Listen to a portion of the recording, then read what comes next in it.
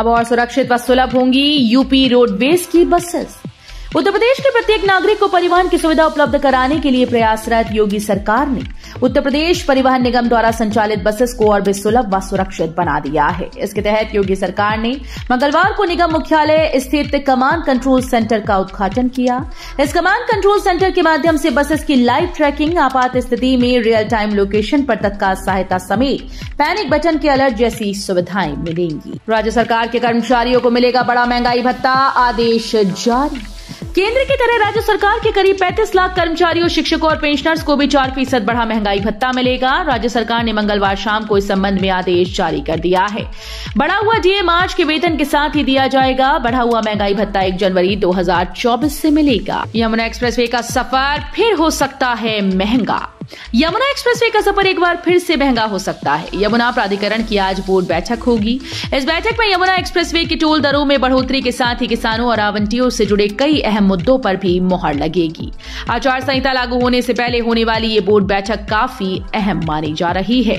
Board बैठक में वित्तीय वर्ष 2024-25 के बजट पर मोहर लगेगी। इस बार बोर्ड बैठक में 7,000 करोड़ रुपए के बजट पास होने की उम्मीद है। 20 मार्च को एग्जाम, चौधरी चरण सिंह विश्वविद्यालय की मुख्य परीक्षा के एडमिट कार्ड कंपनी की लापरवाही की भेंट चढ़े। 20 मार्च से प्रस्तावित चौधरी चरण सिंह विश्वविद्यालय की मुख्य परीक्षा के प्रवेश पत्र कंपनी की लापरवाही की भेंट चढ़ गए। बीती परीक्षाओं की तरह इस बार भी कंपनी निर्धारित समय पर प्रवेश पत्र लाइव नहीं कर पाई। विश्वविद्यालय ने 10 मार्च से प्रवेश पत्र अपलोड होने का दावा किया था, लेकिन कल तक भी प्रवेश पत्र लाइव नहीं हो सके। सीएम योगी ने की जल जीवन मिशन की समीक्षा, बोले 2.12 करोड़ परिवारों को मिलने लगा शुद्ध पेयजल। मुख्यमंत्री योगी आदित्यनाथ ने मंगलवार को एक उच्च स्तरीय बैठक में जल जीवन मिशन की प्रगति की समीक्षा की और अफसरों को आवश्यक दिशा निर्देश भी दिए। उन्होंने कहा कि प्रधानमंत्री नरेंद्र मोदी के मार्गदर्शन में हर घर नल, हर घर जल के संकल्प के साथ प्रदेश के 2.65 करोड़ ग्रामीण परिवारों को शुद्ध पेयजल मुहैया कराने का महाअभियान चल रहा है। जल जीवन मिशन के प्रारंभ से पूर्व मात्र 5.16 लाख परिवारों को ही नल से शुद्ध पेयजल की उपलब्धता थी। गाजियाबाद दिल्ली गुरुग्राम के लिए चलेगी होली स्पेशल। 22 से 31 मार्च के बीच दौड़ेंगी गाड़ियां। संभल व आसपास के क्षेत्रों से गाजियाबाद दिल्ली गुरुग्राम रेवाड़ी टनकपुर जाने वाले रेल यात्रियों को रेलवे विभाग ने तोहफा दिया। अक्सर होली पर घर जाने के लिए ट्रेन की आरक्षित सीट बुकिंग फुल हो जाती है। इसको देखते हुए रेलवे ने होली स्पेशल ट्रेन चलाने का निर्णय लिया है। आज महादेव सेतु का लोकार्पण करेंगे सीएम योगी। बरेली कॉलेज मैदान में होगी जनसभा। मुख्यमंत्री योगी आदित्यनाथ आज बुधवार को बरेली के महादेव सेतु का लोकार्पण करेंगे। इसके साथ ही कई विकास कार्यों का उद्घाटन व शिलान्यास। जानकारी के मुताबिक मुख्यमंत्री योगी आदित्यनाथ के आगमन का कार्यक्रम तय हो गया। मुख्यमंत्री आज 13 मार्च को करीब 2:30 बजे बरेली कॉलेज मैदान में विकास परियोजनाओं का उद्घाटन, शिलान्यास, विशेषकर नवनिर्मित कुतुबखाना पुल का उद्घाटन करेंगे। योगी सरकार ने आईएएस अधिकारियों के किए तबादले। फिरोजाबाद के डीएम को हटाया, ये होंगे नए जिलाधिकारी। उत्तर प्रदेश में योगी सरकार ने लोकसभा चुनाव से पहले एक बार फिर से आईएएस अधिकारियों को इधर से उधर किया।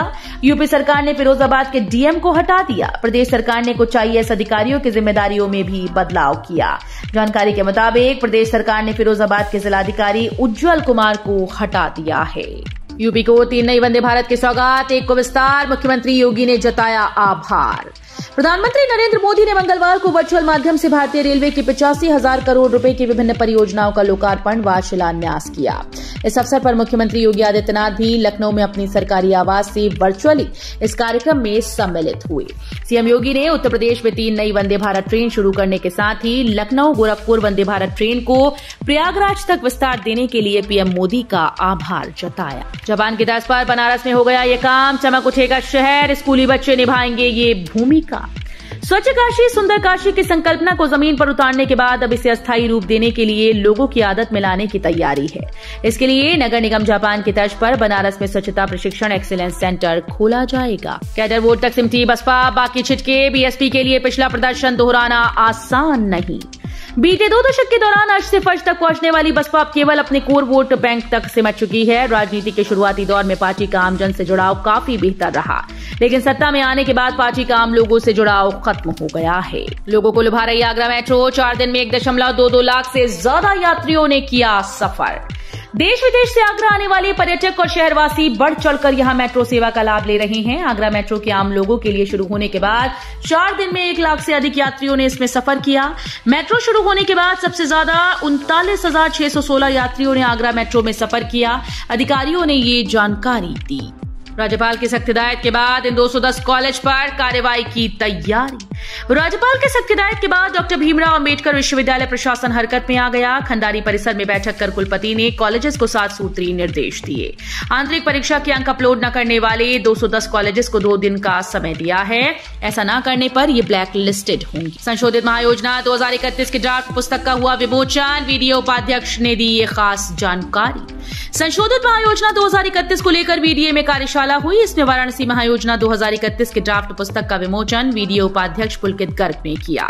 इस दौरान उन्होंने संशोधित महायोजना के बारे में बताया। इस महायोजना में रिंग रोड के आसपास विकास की असीम संभावनाओं के बारे में बताया गया। अयोध्या के लिए 20 मार्च तक फ्लाइट फुल, 22 से खर्च करने होंगे इतने रुपए। एलायंस एयर की अयोध्या वाली उड़ान का ऑफर किराया मात्र 1,999 रुपए होने के कारण ये फ्लाइट 20 मार्च तक फुल है, जबकि 22 मार्च से देहरादून से अयोध्या का सफर करने के लिए हवाई यात्रियों को 6,966 रुपए खर्च करने पड़ेंगे। अमृतसर और वाराणसी फ्लाइट के लिए अभी थोड़ा इंतजार करना होगा। जो स्टेशन बना गुरु गोरखनाथ धाम। स्मृति ईरानी के प्रस्ताव पर अमेठी के 7 रेलवे स्टेशन के नाम बदले। लोकसभा चुनाव से ठीक पहले केंद्रीय मंत्री स्मृति ईरानी के प्रस्ताव को हरी झंडी मिल गई है। स्मृति ईरानी के संसदीय क्षेत्र अमेठी के 7 रेलवे स्टेशन का नाम बदलने का आदेश जारी हो गया। सभी स्टेशन का नाम देवी मंदिरों और महापुरुषों के नाम पर कर दिया गया। स्मृति ईरानी के प्रस्ताव पर विज्ञान और प्रौद्योगिकी विभाग और सर्वे ऑफ इंडिया ने भी हरी झंडी देते हुए अनापत्ति जता दी है। स्मृति ईरानी के प्रस्ताव को अक्षरशः मान लिया गया है। रमजान में नमाजियों के लिए रात में खुलेगा ताजमहल। तरावी के लिए मिली अनुमति। पूरे देश में सोमवार की शाम रमजान का चांद देखा गया। मंगलवार को पहला रोजा था। प्रधानमंत्री नरेंद्र मोदी ने रमजान के लोगों को शुभकामनाएं दी। उन्होंने एक्स पर एक पोस्ट में कहा कि सभी को रमजान की शुभकामनाएं। वहीं आगरा में रमजान के महीने में ताजमहल स्थित मस्जिद में नमाजियों को तरावीह करने की अनुमति प्रदान की गई। इस बार इंतजामिया कमेटी के 5 लोगों को छोड़कर अन्य नमाजियों के मोबाइल ले जाने पर प्रतिबंध लगा दिया गया है। अयोध्या राम मंदिर प्राण प्रतिष्ठा की तरह रामनवमी मनाने की योजना। लाखों गांव में आयोजन की तैयारी। रामलला की प्राण प्रतिष्ठा के समय 22 जनवरी को जिस तरह पूरा देश राममय हुआ, वैसा ही दृश्य एक बार फिर से देखने के लिए तैयार हो जाइए। श्री राम जन्मभूमि तीर्थ क्षेत्र व संघ परिवार ने इस योजना पर अमल के लिए कार्य योजना तैयार कर ली है। इस योजना के अनुसार देश के लाखों गांवों में मंदिर मंदिर रामनवमी के अवसर पर भगवान राम का प्राकट्योत्सव मनाया जाएगा। इसका संकेत अयोध्या में तीर्थ क्षेत्र के कोषाध्यक्ष महंत गोविंद देव गिरी ने दिया। धूप छांव के बीच बढ़ रही गर्मी। यूपी में इस दिन होगी बारिश। मौसम विभाग ने की भविष्यवाणी। मार्च की शुरुआत में बारिश होने के बाद यूपी के कई जिलों में अब धूप छांव के बीच गर्मी का एहसास बढ़ने लगा है। वाराणसी, प्रयागराज, बांदा सहित कई जिलों में अधिकतम पारा 30 डिग्री या उसके आसपास पहुंच गया। प्रदेश के कई इलाकों में दोपहर में तीखी धूप हो रही है, जबकि रात में मौसम बदल जा रहा है। हल्की ठंड का एहसास हो रहा है। इस बीच मौसम विज्ञानियों ने आज 13 मार्च को यूपी के कई जिलों में बारिश की संभावना जताई। धनवलियों को टिकट देने में दलों ने बनाई दूरी। पार्टी कैडर को सम्मान। उत्तर प्रदेश विधान परिषद चुनाव के लिए नामांकन दाखिल करने की प्रक्रिया पूरी होने के बाद ये स्पष्ट हो गया है कि इस चुनाव में टिकट्स की खरीद फरोख्त नहीं चली। छोटे दल जिनको लेकर चर्चाएं थी कि ये अपने कोटे का टिकट बेच देंगे, ऐसा कुछ नहीं दिखा। सुबह सपा और रालोद ने राजनीतिक शुचिता का ख्याल रखा और पार्टी के नेताओं को उच्च सदन भेजने का टिकट पकड़ाया। यूपी की सीट पर सपा में बढ़ा कंपटीशन। कांग्रेस से भी भिड़ा रहे टिकट की जुगत। लोकसभा चुनाव में कांग्रेस सपा गठबंधन में मुरादाबाद लोकसभा सीट सपा के खाते में गई। सपा ने प्रदेश की जिन 17 सीटों को कांग्रेस के लिए छोड़ा है, उसमें मंडल की सिर्फ अमरोहा सीट है। ऐसे में मुरादाबाद से कुछ कांग्रेसी नेता सपा के सिंबल पर चुनाव लड़ने के लिए जुगत भिड़ा रहे हैं, जबकि सपा के दावेदार खुद के लिए प्रयास कर रहे हैं। तलाक लिए बिना किसी के साथ नहीं रह सकती विवाहिता। लिव इन पर हाईकोर्ट का अहम फैसला। इलाहाबाद हाईकोर्ट ने एक महत्वपूर्ण आदेश में कहा कि हिंदू विवाह अधिनियम के अनुसार यदि पति पत्नी जीवित हैं और तलाक नहीं लिया तो उनमें से कोई दूसरी शादी नहीं कर सकते। कोर्ट ने स्पष्ट कर दिया कि कानून के विरुद्ध संबंधों को न्यायालय का समर्थन नहीं मिल सकता। इसी के साथ कोर्ट ने लिव इन रिलेशनशिप में रहने वाले विवाहिता की याचिका खारिज कर दी है। 45 साल बाद भारतीय कहलाएंगी मथुरा की राधा रानी। सीए अधिसूचना जारी होने से मिलेगी नागरिकता। सीए की अधिसूचना जारी होने के बाद अब उन पाकिस्तानी हिंदुओं को चिन्हित किया जाएगा जो 2014 से पहले पाकिस्तान से यहां आ गए थे। इन्हीं में से एक हैं मथुरा की राधा रानी, जो 1979 में यहां आई थी, लेकिन अभी भारतीय नागरिकता नहीं मिल सकी। अब सीएए की अधिसूचना जारी होने के बाद राधा रानी का हिंदुस्तानी नागरिक होने का इंतजार खत्म होने को है। पेटीएम पेमेंट्स बैंक की ये सेवाएं 15 मार्च के बाद नहीं करेंगी काम। आरबीआई ने पेटीएम पेमेंट्स बैंक की सेवाओं के लिए 15 मार्च की समय सीमा तय कर दी है। कुछ 15 मार्च के बाद पूरी तरह से बंद हो जाएंगी। कुछ सर्विसेज इसके बाद भी काम करना जारी रखेंगी, जैसे मनी विड्रॉल, रिफंड और कैशबैक, यूपीआई के जरिए पैसे की निकासी, ओटीटी पेमेंट्स आदि। पेटीएम पेमेंट्स बैंक यूजर्स अपने अकाउंट या वॉलेट से मौजूदा राशि निकाल सकेंगी। यूपीएससी कैंडिडेट्स को जामिया मिलिया इस्लामिया कराएगा फ्री कोचिंग। दिल्ली में स्थित जामिया मिलिया इस्लामिया विश्वविद्यालय यूपीएससी की तैयारी करने वाले उम्मीदवारों के लिए खुशखबरी लेकर आया है।